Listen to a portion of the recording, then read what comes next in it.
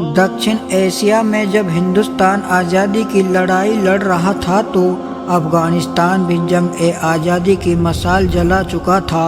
अंग्रेज़ों को आखिरकार झुकना पड़ा और वह अमीर अमानुल्लाह खान से बातचीत के लिए मान गए। अफ़गानिस्तान में साल 2021 के हालात को देखकर यकीन करना मुश्किल होगा, लेकिन 18 मई 1925 के दिन काबुल शहर में अल्पसंख्यक सिखों और हिंदुओं ने मिलकर 3 दिन का समागम किया था। इस समागम में देश भर से सिख और हिंदू जुटे थे। अखंड पाठ किया गया और भजन कीर्तन भी हुए। इस कार्यक्रम में गुरु ग्रंथ साहिब को शाही सवारी में रखकर पूरे काबुल की परिक्रमा कराई गई। जिस गाड़ी पर गुरु ग्रंथ साहिब को रखा गया था उसके ऊपर खालसा ध्वज लहराया गया था। उस समय की सरकार ने अल्पसंख्यकों के धार्मिक आयोजन को पूरा समर्थन दिया था। यह समागम जिस बगीचे में आयोजित किया गया था वह एक हिंदू दीवान निरंजन दास के घर का बगीचा था। आज जिस मुल्क में बहुसंख्यक मुसलमान ही खुद को सुरक्षित महसूस नहीं करते थे, वहाँ एक सदी पहले तक अल्पसंख्यक हिंदू और सिखों को शिद्दत से अपना धर्म पालन करने की आज़ादी थी। तालिबान राज को देखकर अफगानिस्तान का वह दौर मुमकिन नहीं लगता, पर इतिहास की गलियाँ कई अनदेखे चौराहों से होकर गुजरती है। दीवान निरंजन दास का जन्म साल 1853 के करीब काबुल में हुआ था। अफगानिस्तान के अमीर हबीबुल्लाह खान, उनकी सल्तनत में निरंजन दास कई ऊंचे ओहदों पर रहे। अमीर हबीबुल्लाह खान का शासन साल 1901 से लेकर साल 1919 तक चला। अमीर हबीबुल्लाह खान एक खुले विचार वाले शासक थे और अपने मुल्क को आधुनिक बनाना चाहते थे। यही कारण है कि उनके आसपास अल्पसंख्यकों की अच्छी तादाद थी और उन्हीं में से एक था निरंजन दास, जिन्हें साल 1906 में कर्नल की उपाधि से भी नवाजा गया था। आपको जानकर हैरानी होगी कि अफगानिस्तान को आज़ादी दिलाने में हिंदू दीवान निरंजन दास की बहुत बड़ी भूमिका रही थी। साल 1920 में अमीर हबीबुल्लाह खान के वारिस अमीर अमानुल्लाह खान की सल्तनत थी और दीवान निरंजन दास का रुतबा देखते ही बनता था। निरंजन दास के कंधों पर देश की अर्थव्यवस्था और कारोबार को संभालने की जिम्मेदारी थी। पिता हबीबुल्लाह और बेटे अमानुल्लाह खान ने निरंजन दास का बराबर का सम्मान किया और उनके ओहदों को कभी नीचा न होने दिया। दक्षिण एशिया में जब हिंदुस्तान आज़ादी की लड़ाई लड़ रहा था तो अफगानिस्तान भी जंग-ए-आज़ादी की मशाल जला चुका था। अंग्रेज़ों को आखिरकार झुकना पड़ा और वह अमीर अमानुल्लाह खान से बातचीत के लिए मान गए थे। अंग्रेज़ों से अपनी शर्तें मनवाने के लिए अफगान से एक शांति दल हिंदुस्तान आया था। इस दल में दीवान निरंजन दास ने अहम भूमिका निभाई थी।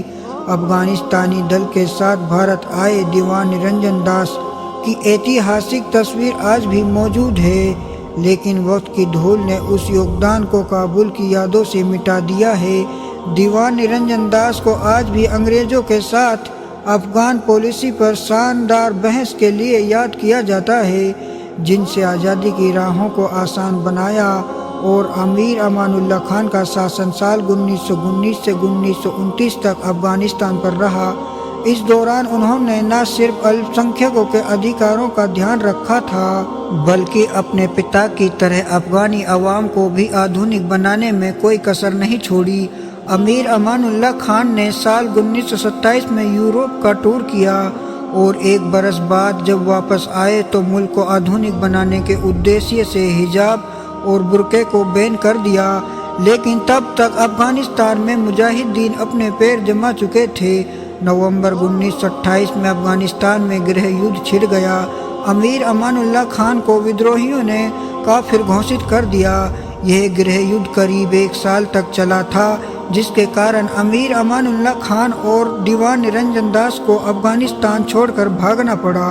गृह युद्ध में अमीर अमानुल्लाह खान की हार से अफगानिस्तान से अल्पसंख्यकों का वजूद समाप्त होना आरंभ कर दिया। काबुल और कंधार जैसे बड़े इलाकों से सिखों और हिंदुओं का पलायन शुरू हो गया और वह हिंदुस्तान में आकर बसने लगे। साल 1932 में हिंदुस्तान में ही निरंजन दास की गुमनाम मौत हो गई थी। उनको अपने देश की मिट्टी भी नसीब न हुई। साल 1960 में स्विट्जरलैंड के ज्यूरिख में निर्वासित जीवन बिता रहे अमीर अमानुल्लाह खान की भी मौत हो गई थी। साल 1901 में अफगानिस्तान की कुल आबादी करीब 50 लाख थी, जिसमें से 60% के करीब सिख और हिंदू थे। लेकिन देखते ही देखते सबको अपना वतन छोड़ना पड़ा और एक अनुमान के मुताबिक 99% सिख हिंदू अफगानिस्तान से पलायन कर चुके थे।